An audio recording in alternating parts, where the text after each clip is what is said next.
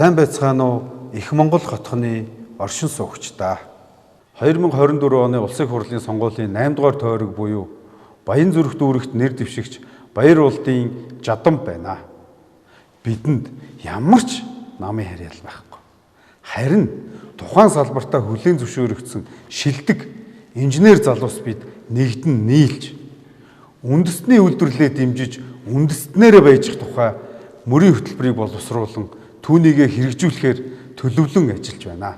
Оршин суугч та бүхэн эрүүл, аюулгүй орчинд амьдрах нөхцөл болцоог хангахын тулд эдгээр шилдэг инженерүүдийнхаа мэдлэг оюун судалгаа нотлохоонд тулгуурласан бодлогыг боловсруулж түүндээ хяналт тавин ажиллах болно.